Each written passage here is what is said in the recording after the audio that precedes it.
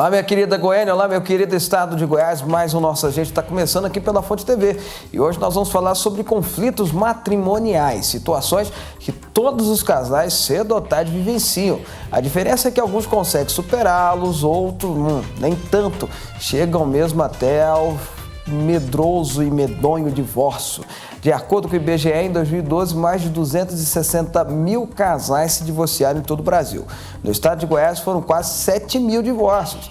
E eu vou começar o programa dizendo algo para você. Não existe casamento perfeito, agora você pode ter um casamento feliz e abençoado em meio a conflitos. Aí depende muito de você. Para tratar desse assunto, eu estou recebendo o pastor Marcos Roberto Gomes, da Igreja Batista Renascida de Goiatuba. Recebo também a psicoterapeuta de casais e família, Inês Cristina Pena, e o pastor da Fonte da Vida, Abraão Júnior. São os meus convidados de hoje. Em um minuto eu volto.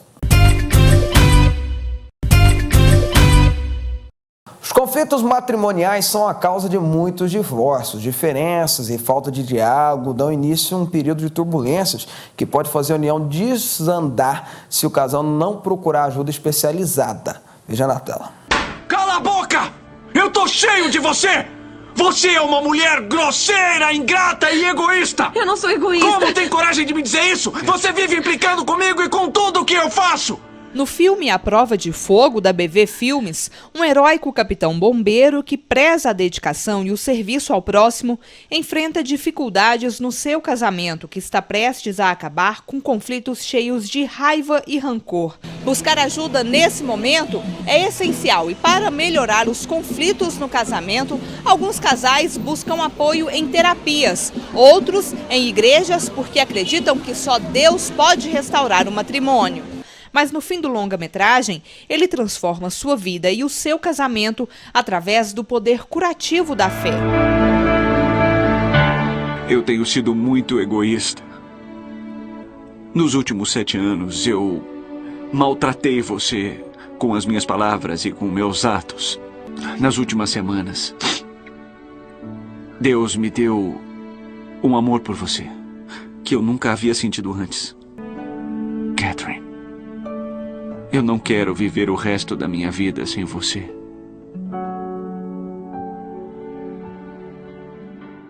Na vida real, o casal Ícaro e Claudiane enfrentaram vários momentos difíceis ao longo de 10 anos de namoro. Apesar de se amarem muito, as brigas, a falta de confiança e diferenças ocupavam um espaço maior dentro do coração de cada um. Casados há 2 anos e meio, só conseguiram restaurar a relação depois do encontro com Deus, que aconteceu durante um curso para famílias abençoadas. Nós conseguimos reverter através de Deus, né, primeiramente, através do curso Famílias Abençoadas, da Igreja Fonte da Vida, que foi um instrumento mesmo de Deus nas nossas vidas para que, após o casamento, a gente conseguisse superar essas diferenças e conseguisse ter um casamento abençoado. O casal conta que durante os anos de namoro, os conflitos eram constantes, principalmente pelas diferenças na personalidade. Eu sou uma pessoa descontraída e ela é uma pessoa mais séria, mais reservada. Então, onde a gente chegava, eu queria sempre estar na frente, queria aparecer, e isso às vezes soava estranho para ela. Somos muito diferentes em relação ao temperamento, e isso acabava gerando muitos conflitos entre a gente. Segundo este pastor e terapeuta, o principal problema dos casais é a busca pela felicidade através do outro. Ele explica que o cônjuge é um parceiro e não uma propriedade. As pessoas estão assim querendo ser felizes às custas dos outros. Então assim, você não pode colocar julgo nas pessoas, né? Você tem que me fazer feliz, você tem que me amar, por favor me ame, e se você for embora eu vou morrer, você é o ar que eu respiro. Então seria muito difícil, eu mesmo não gostaria de ser o ar de ninguém. Para esta psicóloga, os conflitos acontecem por vários motivos, começando pela criação, família de origem, até a atual situação profissional de cada um. Mas casamento, eu sempre digo, é um desafio, né?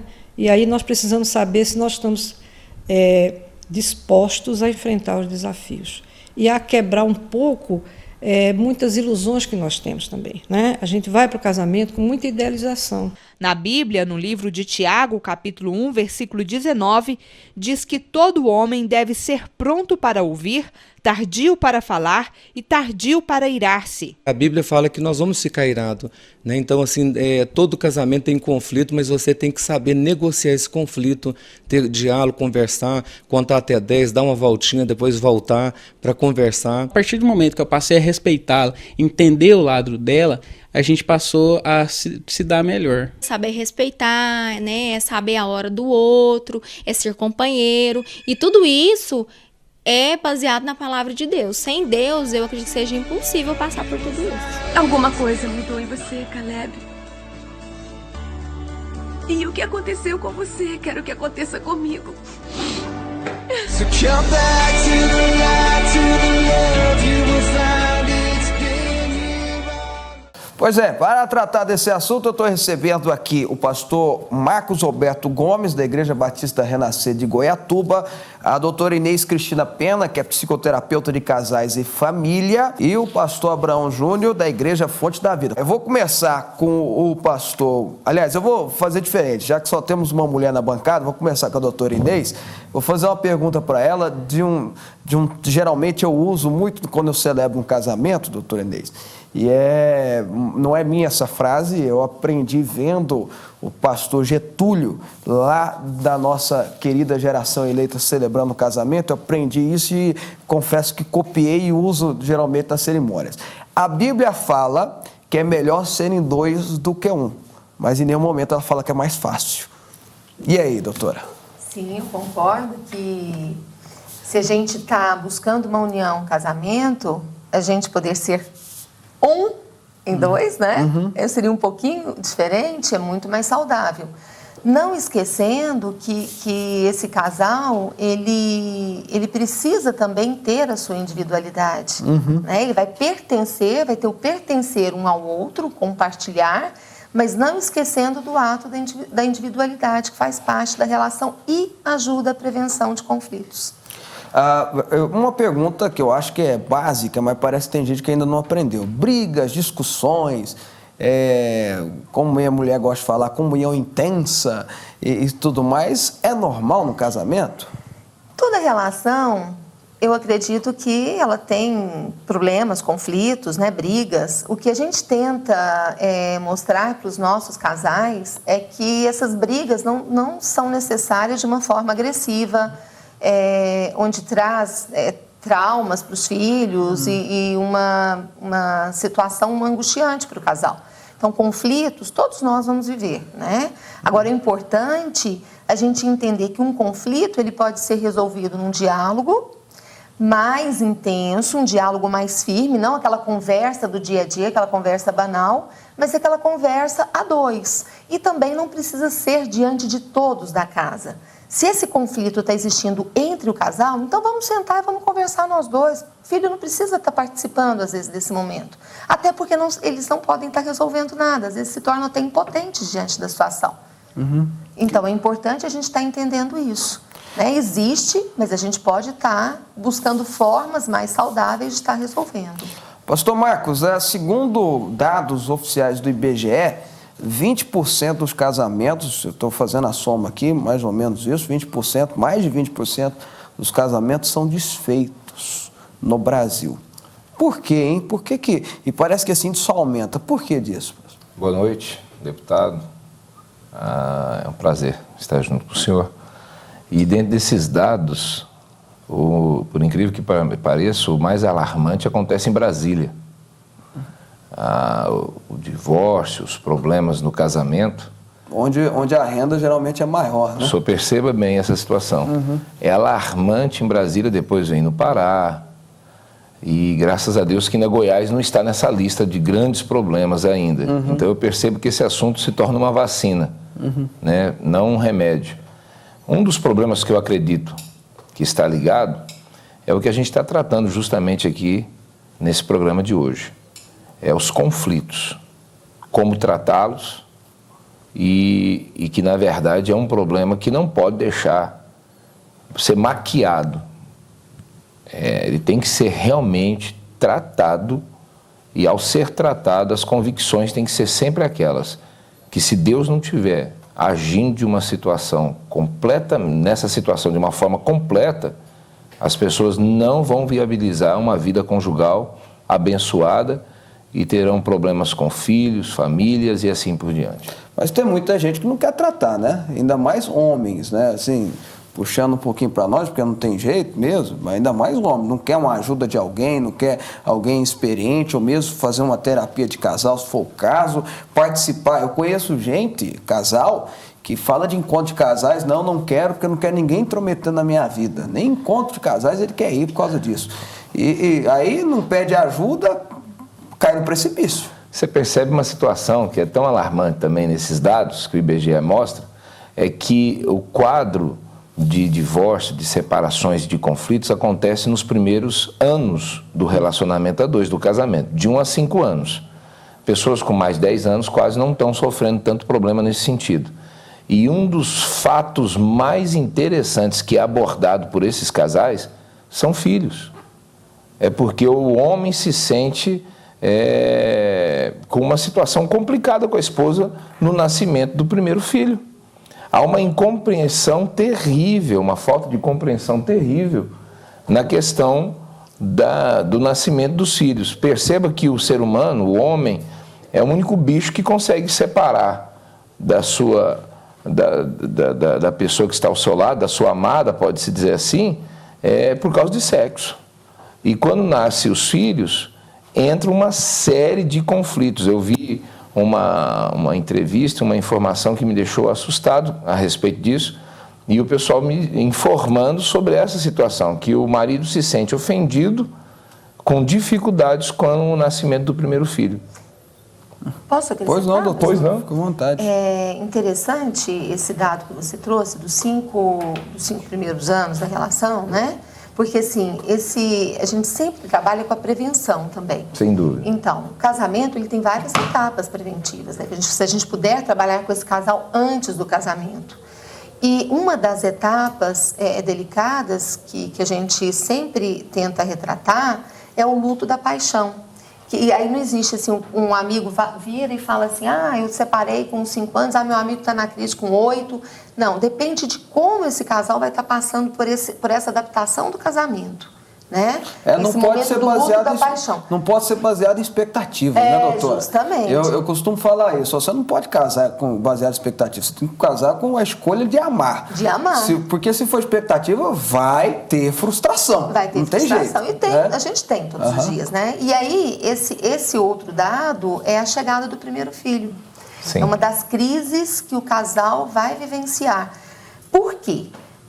O casal está numa díade. Né? Marido e esposa. E o que acontece? Chega o primeiro filho, faz o triângulo. Então, a atenção aqui ela vai ter que ser dividida. Né? A mãe, geralmente, ela pega a atenção, ela dá essa atenção muito maior para o filho. Não que ela desvalorize esse marido, mas o centro do momento afetivo, sentimental dela está todinho voltado para a criança. Ainda mais quando é recém-nascido. E assim vai, né? E a nossa cultura, ela ainda valoriza muito, o homem, ele valoriza muito o papel só da mulher, ele não consegue perceber tanto o filho nesse começo. E ela vem pra cá, aí se sente periferizado. Aí começam os primeiros conflitos na chegada desse primeiro filho e aumenta, assim, o índice de separação. Bom, deixa eu trazer o pastor Abraão para a nossa conversa também. Pastor Abraão, tem um problema também que eu vejo em casais, e aí vai desde recém-casados até casais mais velhos, porque tem a famosa síndrome do abandono do ninho, né? Ninho vazio. Ninho vazio, né? Que os filhos vão para a faculdade, seguem a sua vida e fica só o marido e a mulher lá. Anteriormente tinha 3, 4 meninos lá dividindo as atenções, agora voltou só a ter os 2 e aí tem muito conflito também. Depois a doutora pode falar um pouquinho sobre isso, mas o que a gente percebe é a falta de comunicação. O marido conseguir falar com a esposa e a esposa entender, e a esposa conseguir comunicar com o marido e o marido entender. Como é que se desenvolve isso e por que tem tanta gente com dificuldade de se comunicar dentro de casa? Deputado, boa noite a todos. É interessante que essa falta de comunicação, ela surge muitas vezes até antes do casamento. E as pessoas, elas criam expectativas e os seus emocionais, elas trazem para o casamento uma mochila de uma vida diferente. Vou dar um exemplo meu. Eu sou casado com uma piauiense. Nasci em Goiânia, comedor de piqui. E ela tem a maneira dela alimentar, tinha a maneira dela de ser, e foi criando uma adaptação. E a comunicação foi muito importante. Certo. Essa adaptação vai trazendo para o casamento coisas que podem ser assim, difíceis de ser solucionadas. Maneira de fazer uma comida, coisas simples, mas que vai trazer dificuldades. A tal da compreensão também, como cada um é. O senhor falou aí, né? Na verdade, você está juntando duas pessoas diferentes numa mesma casa, né? Completamente diferentes, criados em ambientes completamente diferentes. A criação muito provavelmente é diferente. Na casa de um pode uma coisa, na outra já não pode. Na casa de um isso aqui, esse princípio é muito forte, nesse aqui é mais maleável. Junta aqueles dois numa casa e aí eles vão ter que compreender um ao outro, vão ter que se dar bem lá dentro, né? E aí vira a confusão, vira o problema, aí vem os conflitos. E como faz para não virar confusão? Para não virar, vai ter que ter vai ter que ceder mais que o outro, vai tentar ajudar o outro. Interessante que as pessoas, elas precisam entender que Deus, Ele quer participar do casamento. A igreja, esses índices de divórcio, eles podem cair muito mais se as pessoas procurarem Deus, procurarem a igreja. A Igreja Fonte da Vida, ela tem um trabalho exemplar, com um curso chamado Famílias Abençoadas. É um trabalho que faz a diferença. Eu estava comentando com a doutora aqui, antes desse programa, que começamos um grupo essa semana com 22 casais. Então, assim, a procura é muito grande, pessoas estão querendo resolver os seus problemas. Só que se não tivesse as igrejas trabalhando, os índices seriam muito maiores. Ok, doutora, vamos lá, vamos continuar conversando sobre os problemas. Acrescentando, Fica então, a questão do ninho vazio, e você dizendo do conflito, né? Então, cada um, eu sempre gosto de imaginar uma condição simbólica. Só para completar a pergunta, tem muito casal que se divorcia nessa fase, não tem? Sim, quando é por isso que a gente vai estar... Sobra só o marido, sobra só a esposa, eles nem se identificam mais, aí, por quê, né? Que a gente vai estar entendendo que isso acontece. Então, lá que o Abraão disse, a gente vem de pernas diferentes, como se fosse um Y, assim. Então, eu venho daqui, meu esposo daqui, a gente se encontra nas diferenças. Totalmente diferente a criação de um, do outro, né? A questão cultural. E aqui a gente vai fazer o quê? Uma perna só, né? Que vai ser esse casal.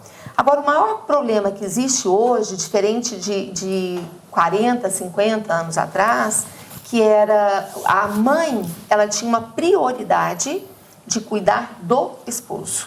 Tinha-se 8, 10 filhos... E um ia cuidando do outro, o outro ia cuidando do outro, e assim ia. Ela fazia tudo que tinha que fazer em casa, o marido ele era o provedor externo, né?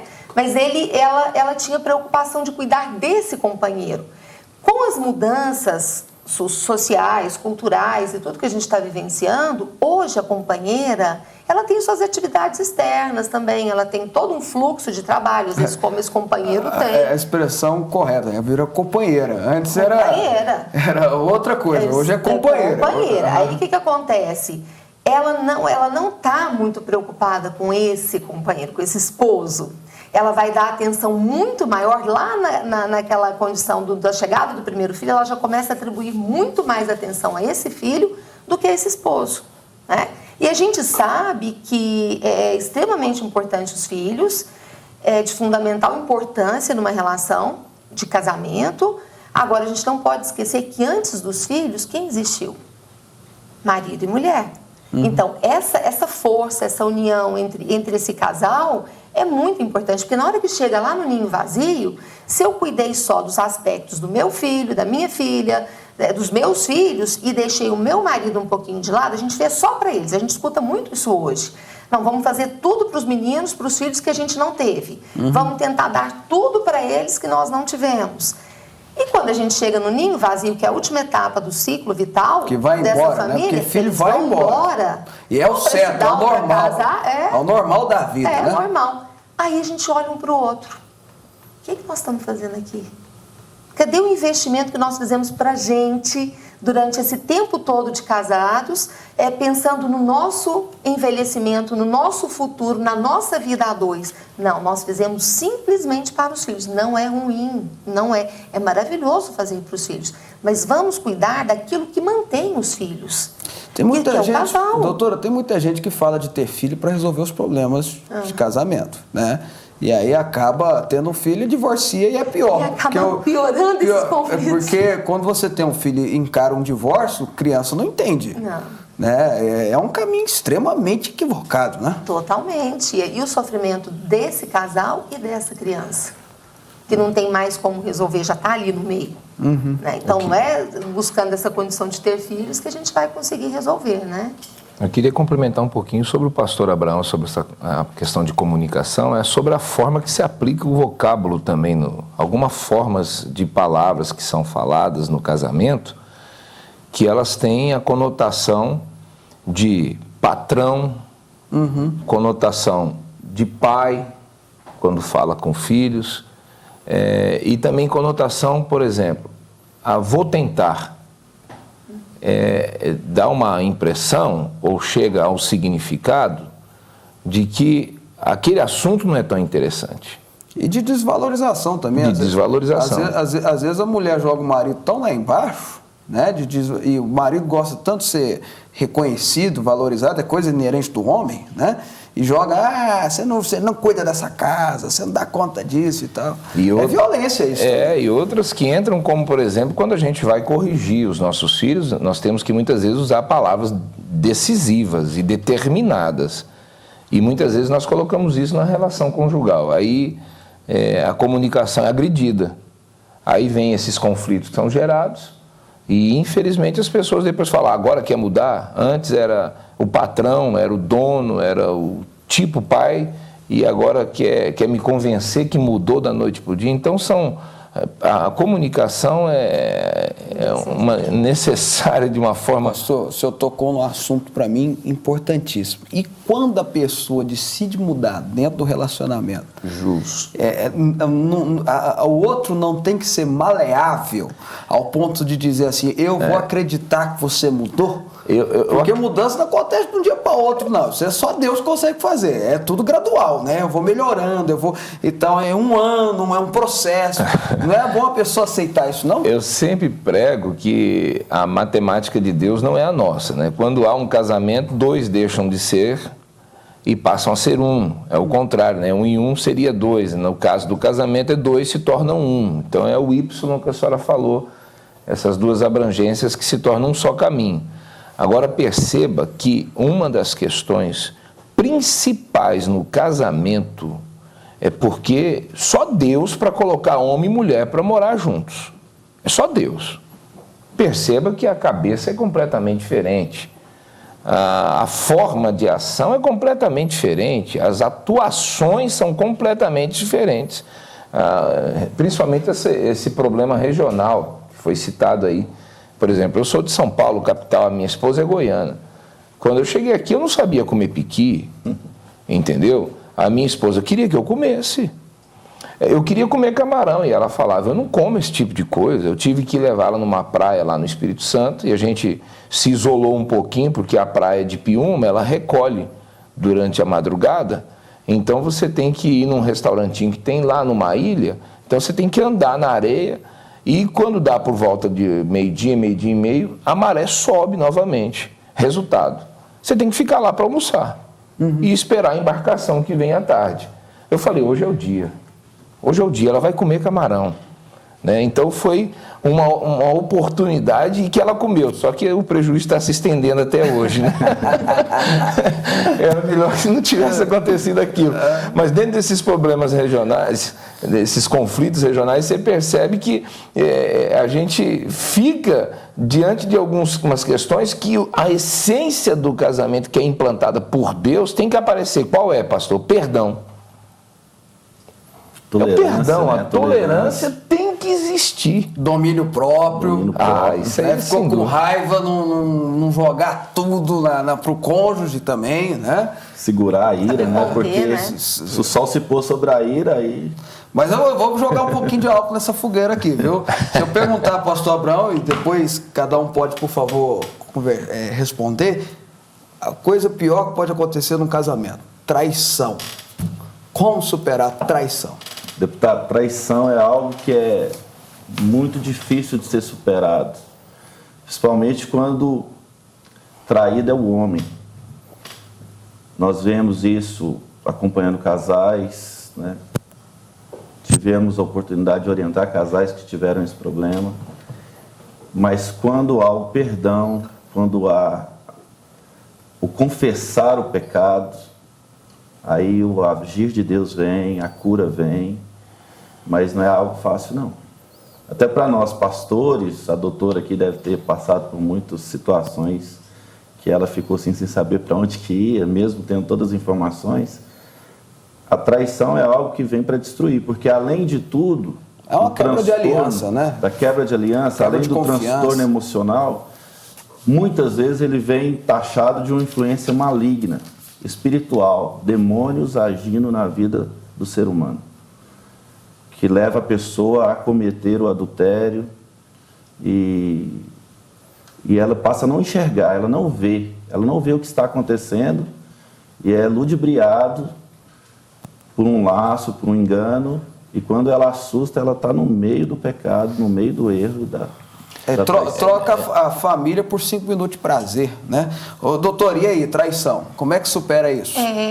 Do ponto de vista sistêmico, né, que é a abordagem que a gente trabalha em terapia de família e casal, a gente tem que começar a entender uma coisa assim, existe a traição, existe, aconteceu o erro, aconteceu, mas esse casal pode querer resgatar.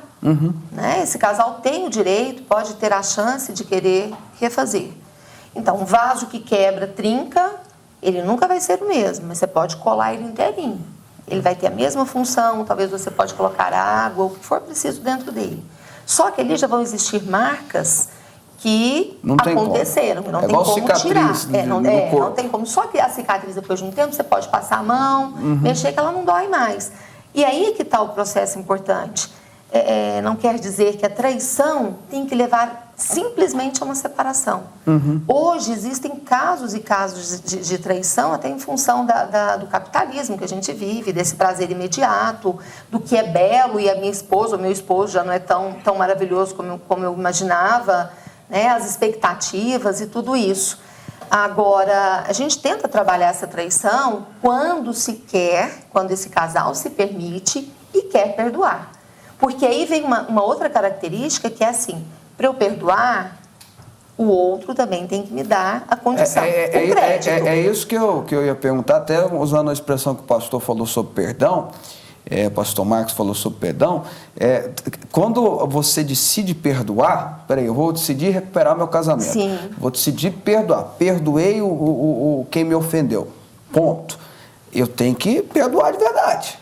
Eu não posso ficar desconfiando toda hora, apesar que traição é um negócio tão difícil, porque depois de 10 anos o marido pode ter virado um anjo dentro de casa, tudo corretinho. Se ele atrasa por causa do serviço, vai desconfiar. É a tal da quebra da confiança que é perigoso. E vai acusar também, a pessoa vai acusar. E aí que eu tô falando, a pessoa que decidiu perdoar tem que fazer de tomei decisão. Mas aí é onde eu vejo que a importância do trabalhar esse casal para quebrar realmente esse estigma da separação, que atrasou, vai estar traindo, teve um problema no trabalho, vai estar traindo a mesma coisa do lado dela, né? Fortalecer esse casal.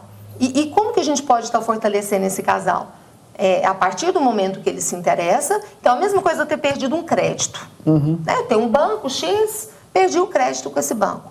Eu quero melhorar, eu quero pagar as coisas direitinho, eu quero fazer tudo diferente, eu preciso do crédito seu. Se você não me der, não tem como estar mostrando para você que eu melhorei. Então, o mais difícil, as pessoas entendem que é a pessoa que foi traída. Quem traz um peso muito grande dentro de si. E uma dívida que talvez ela não consegue, não tem condições de ser, né, fechada ali. Então, tem os dois lados. E aí, se essa pessoa também não der o crédito para esse companheiro, para a companheira, para o casal, para a esposa ou para o esposo, não tem como voltar, formar de novo essa relação. Mesmo com as trincazinhas. mas assim, formar de novo esse momento. Então, o crédito, que é o perdão, que eu acredito que seja esse perdão do coração, não é assim, não, vamos voltar porque nos faz bem. Para a sociedade, para os filhos, não vamos separar bens, não vamos fazer, não. Mas o perdão lá de dentro mesmo. E de verdade. Agora, um ponto interessante sobre essa questão de traição é até que ponto que só o adultério é traição. Por exemplo, Romanos, 1 Coríntios também, em Romanos capítulo 13, mas vamos lá, em 1 Coríntios capítulo 13, fala que o amor, ele não se ufama, não soberbece, não se vangloria, é paciente, é benigno, é misericordioso. Até que ponto só o adultério é traição? Por exemplo, eu caso com uma pessoa, ela faz juras de amor por mim lá no altar, dizendo que vai estar comigo na hora da minha dor, na hora da minha dificuldade, na hora dos meus problemas, na hora dos meus desafetos, na hora que eu perder o emprego, na hora que o meu salário diminuir e eu ter que viver com uma coisa, pode-se dizer, bem pequenininha. Ficar doente. Um caso de doença agora aconteceu com um casal que eu estou cuidando lá, aconselhando e acompanhando, não é apenas aconselhando, é que o cara deu um problema de rim, entendeu? E agora já vai sofrer hemodiálise. E o que acontece? Mudou toda a história da vida daquele casal, daquela família. Só que a mulher está mostrando ser uma mulher que amou do começo e vai até o fim com a mesma palavra, com a mesma conduta. Então, quer dizer, por que estigmatizar só o adultério como traição? Entendeu? Eu acho que juras de amor que são feitas e não são cumpridas é traição. Porque você acreditou na palavra. Expor a esposa ou o marido num grupo de pessoas. É traição. Problemas. Né? É uma traição. Né? É uma traição. Porque você, querendo ou não, você é o guarda do coração da sua esposa e a sua esposa é o guarda do que acontece. Não? As igrejas estão estigmatizadas em cima do adultério. Entendeu? E eu percebo que, por exemplo, eu vejo tantas pessoas achando bonito o cônjuge dos outros, achando bonito, lindo a mulher do outro. Fazendo comparações. O marido você do não é outro. daquela forma. Fazendo comparações, dizendo por quê e tal e tal. E não vem palavras de elogios. Mesmo quando aparecem as cãs, né, os cabelos brancos, mesmo quando fica meio calvo, né, deputado? Por que você falou? Não, porque coisa à toa. E assim por diante. O senhor percebe que traição pode estar vinculada a isso tudo. E o casal precisa estar sendo orientado e preparado sobre essas questões. Voltando àquela questão da ausência, né? Como é que a senhora falou do ninho? Ninho vazio. Do ninho vazio. Perceba que tudo vem lá do começo. Eu vejo os meus filhos namorando hoje, é amor, é meu bem, aonde você vai? Eu quero ir com você.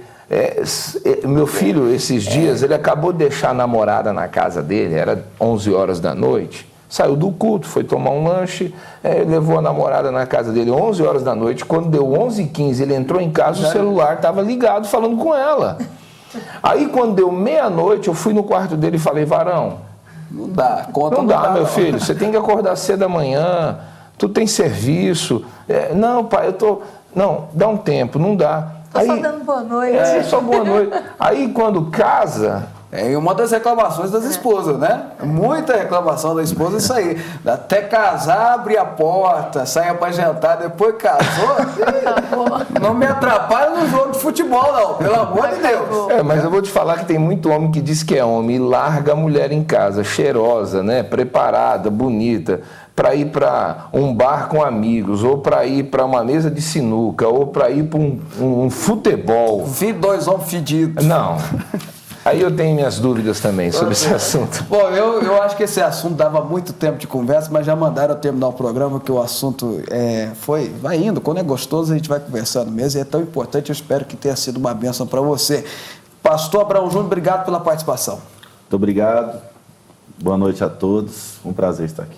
Doutora Inês Cristina, psicoterapeuta, obrigado pela participação. Boa noite, obrigada. É sempre bom estar participando com vocês e aprendendo cada vez mais que vem aqui. Perfeito. Pastor Marcos Roberto, da Batista Renascer de Goiatuba, obrigado pela participação.